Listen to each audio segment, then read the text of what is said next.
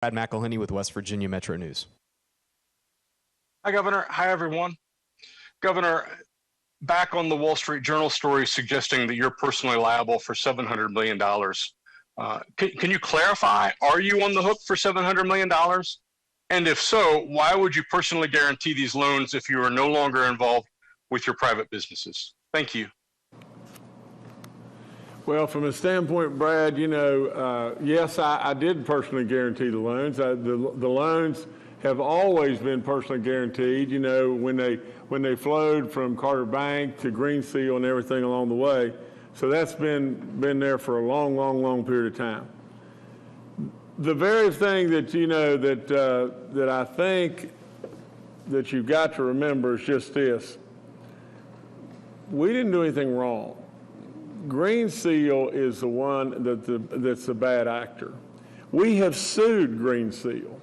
And in addition to that, we're not going to let Green Seal just get by with doing bad stuff.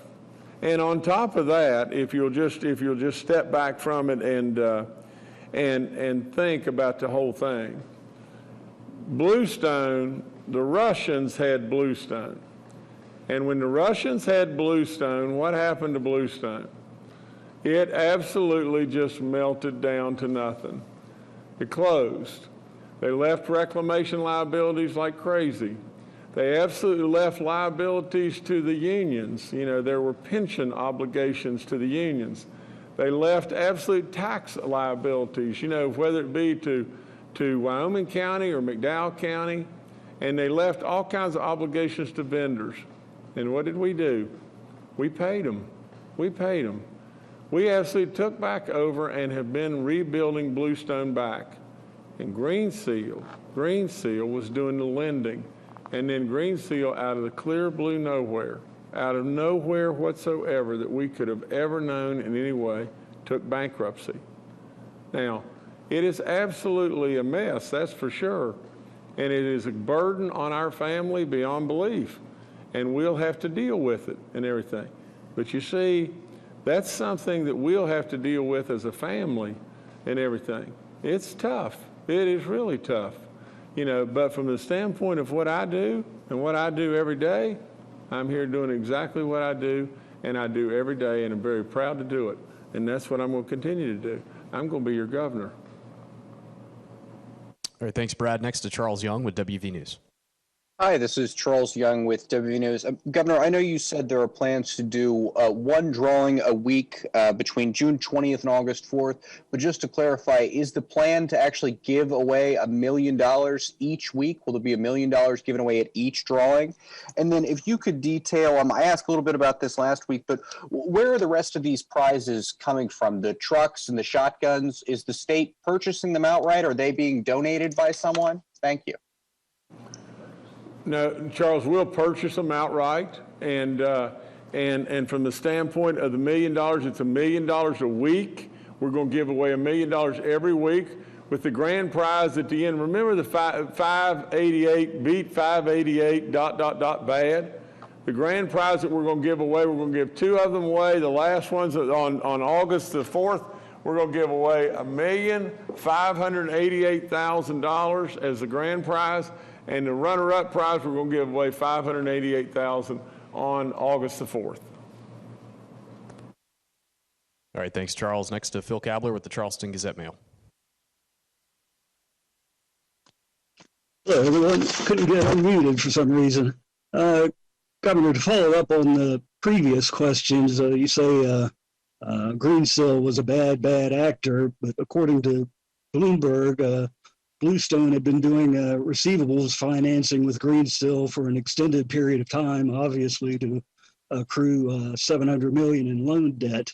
So at what point did it become obvious to you all that Green Seal was a bad actor in all this? Phil, what we were doing, was just this, and of course I've had to surely review this with my family, but what was going on was the rebuilding of Bluestone, and we knew it would take hundreds and hundreds of millions of dollars to rebuild Bluestone. from the mess that the Russians had left it in, you know, everybody knew, you know, the magnitude of what you were doing, because it's a big company. It's a great big company. So as we were moving forward with doing that, and we were, you know, moving forward with doing that every day, that, you know, and that's my family. That's what they do, you know, and I'm very, very proud of my son from the standpoint that he's done a great job in regard to that. But truly, Phil, this was hard to imagine, you know, but the Greensill people came in and met, and 2 days later and talked to us about how great everything was going, and everything just going just wonderful and all that, and you know, and then, you know, in their discussions with my son about how great everything was going, and how pleased they were with all the progress that my son had made and Bluestone had made. And then 2 days later,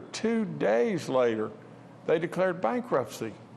I mean, Phil, Jiminy Christmas, you know, you'll see as time goes forward, and you know, from a standpoint of our private businesses and so on like that, you know, we'll continue to do exactly what we've done in the past, and that is we'll continue to pay our obligations and move forward. But this one is a bad actor that you know, got caught, to tell you the truth, and we didn't have one earthly clue, and you know, and that'll all come out as we go forward. But it is terribly unfortunate, and it's something that our family has to deal with, and you know, I know that from the standpoint of, you know, those in the media, they love to throw rocks and everything, but you know, I'm going to go on about being a governor. I hate to say it this way, but I'm not going to pay one bit of attention to it.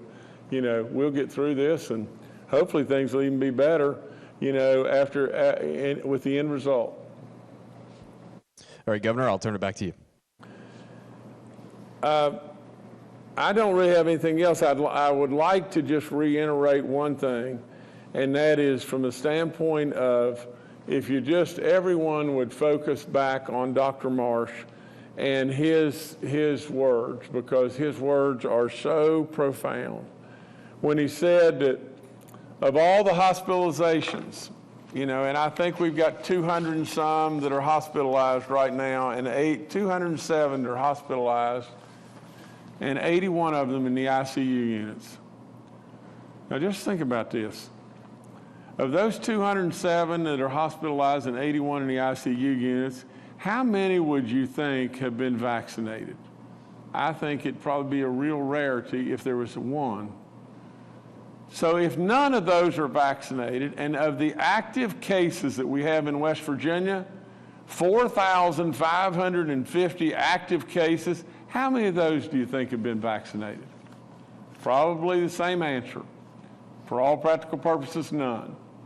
Now, if that be the case, and on top of all that, here's a number right here, 2,797 that have died. How many of those do you think have been vaccinated? And that answer is probably 0.